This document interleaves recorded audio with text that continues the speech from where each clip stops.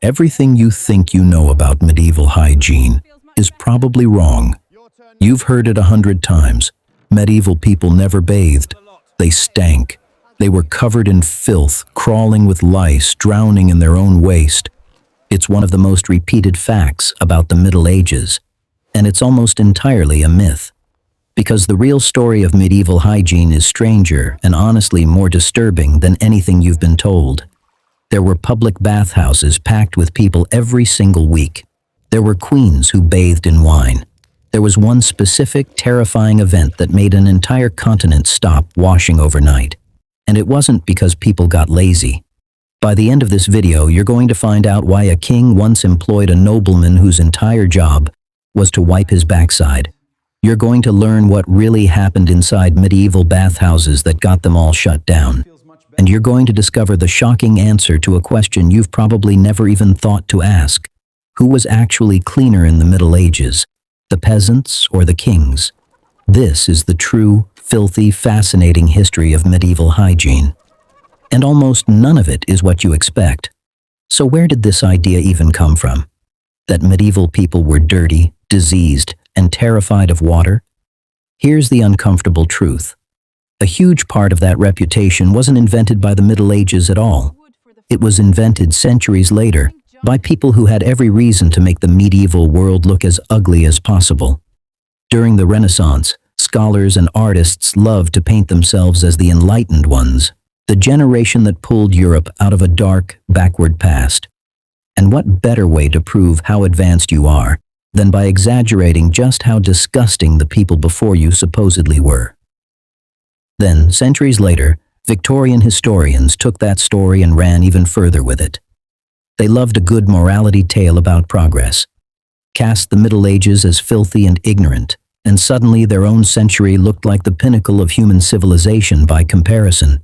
But here's what almost never gets mentioned. For much of the early and high Middle Ages, Europeans bathed regularly, enthusiastically. In fact, in many medieval towns, going to the bathhouse wasn't some rare, dreaded event. It was a normal part of weekly, sometimes even daily life. So if bathing was common, if people actually valued cleanliness, what changed? Because something absolutely did change, something dramatic enough to make an entire continent of people abandon centuries of bathing habits almost overnight. And it wasn't laziness, it wasn't ignorance, it was fear. Real, panicked, life or death fear. We'll get to exactly what caused that shift later in this video. But first, let's step inside a real medieval bathhouse and see what hygiene actually looked like before everything changed. Picture a medieval town on a Saturday afternoon, steam rising from a low stone building near the town square, laughter and conversation drifting out into the street. This isn't a rumor. This is a public bathhouse. And in medieval Europe, it was one of the most popular social spots in town. These bathhouses, sometimes called stews, were modeled loosely on the old Roman baths that had survived in fragments across the continent. Wooden tubs, sometimes big enough for several people at once, filled with hot water heated over open fires. People gathered there not just to wash, but to socialize, share meals, even conduct business. Men and women often bathed together, which, understandably, absolutely scandalized later moralists looking back on the era. For the wealthy, hygiene went even further, into something closer to full ritual.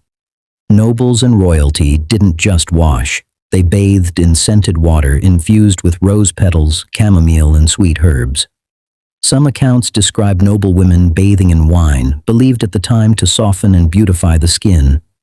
Wealthy households employed dedicated bath attendants, and elaborate portable bathtubs were sometimes carried along on royal journeys, so a queen or king would never have to go without their comforts, even while traveling.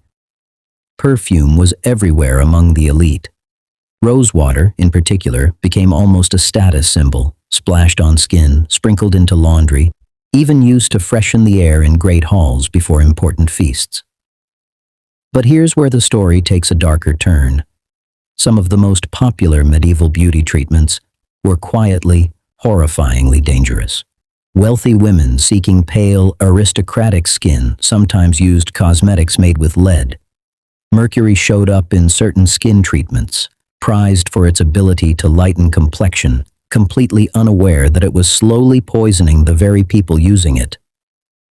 Vinegar and alum were used as astringents on the skin, some of them so harsh they could actually damage it over time. So even as medieval elites were pursuing cleanliness and beauty with real dedication, some of their most treasured rituals were doing quiet, invisible harm. And that's just the bathing side of hygiene.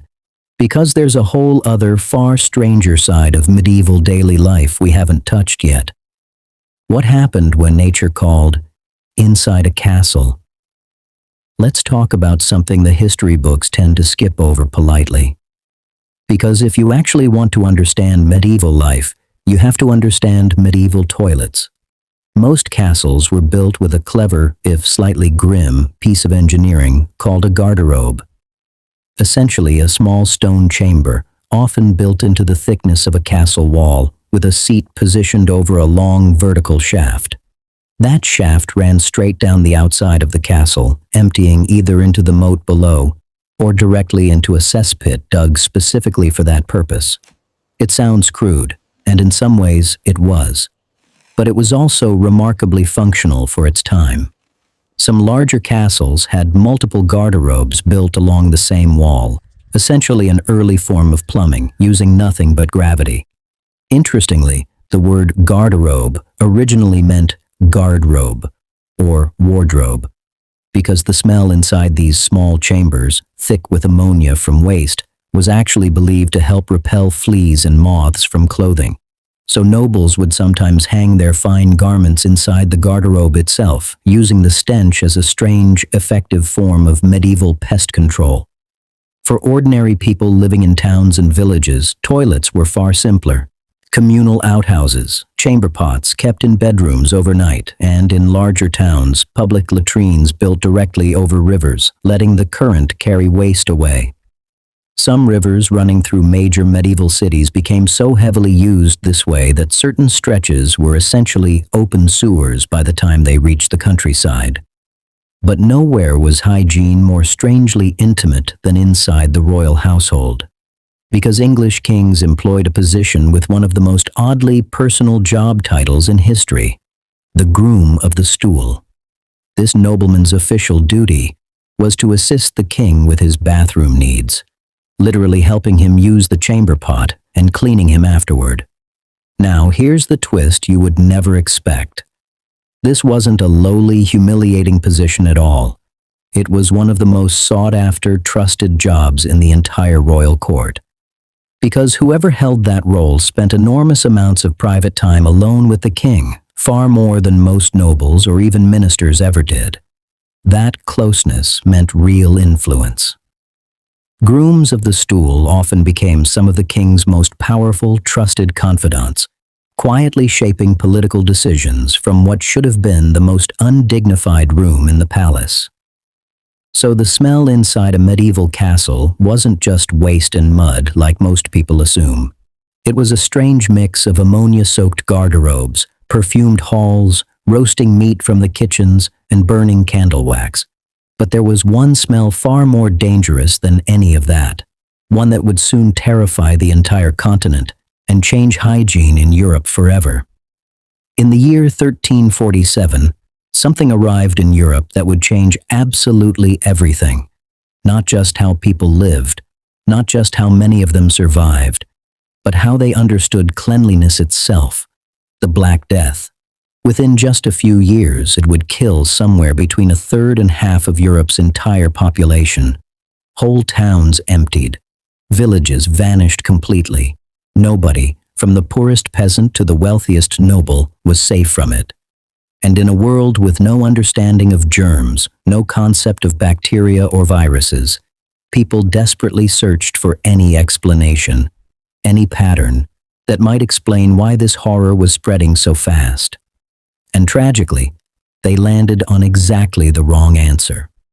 Medieval physicians, working from a medical theory that had existed since ancient Greece, believed the human body was covered in tiny, invisible pores. Hot water, they reasoned, opened those pores wide. And if the air itself was poisoned, carrying what they called bad air or miasma, then opening your pores in a hot bath wasn't cleansing yourself at all. It was inviting the plague directly into your body. Try to imagine living through that moment. For generations, bathhouses had been places of comfort, community, even joy. And almost overnight, they became something to fear, something people believed could kill you and your entire family. Town councils across Europe began shutting bathhouses down one by one. Some were closed by official law, others simply emptied out as terrified townspeople refused to set foot inside them. The very ritual that had defined medieval social life for centuries collapsed within a single generation. And once bathhouses were gone, something even more damaging took root. A new belief spread almost as fast as the plague itself, that dirt, grime, and a hardened layer of natural body oil actually protected the skin. That washing too often left you exposed and vulnerable. For nearly 300 years after the Black Death, this fear didn't just linger, it reshaped how Europeans approached hygiene entirely. Wealthy nobles increasingly relied on heavy perfumes and powders to mask body odor instead of washing it away. Clean linen worn against the skin was believed to absorb dirt on its own without ever touching water. Bathing became rare, occasional, sometimes even suspicious. The irony is almost unbearable. The very habits that had kept medieval Europeans relatively clean for centuries were abandoned specifically because of a disease that had absolutely nothing to do with bathing at all. It would take hundreds of years and eventually the birth of modern science before Europe would fully understand what actually caused the plague, and finally, slowly, start climbing back into the bath. But by then, an entire chapter of hygiene history had already been rewritten by fear. All right, let's pick up the pace, because medieval beauty routines are about to get wild. Toothbrushes, as we know them, didn't exist yet. So what did medieval people use instead? Twigs, specifically chewed hazel or willow twigs, frayed at one end to work almost like natural bristles, scrubbed directly against the teeth. And it actually worked better than you'd think, because some of those twigs, like hazel, contain natural antibacterial properties. Tooth whitening was a real thing too. Medieval recipes included mixtures of crushed herbs, salt, and even burnt rosemary ash, rubbed directly onto the teeth to brighten them. Bad breath remedies? Also very real. Mint, cloves, and anise were chewed constantly. Medieval breath mints, essentially, centuries before spearmint gum existed. Now, hair. Full washes with water and soap were rare for most people, simply because heating enough water was expensive and time-consuming. So what did they do instead? They invented something startlingly close to modern dry shampoo.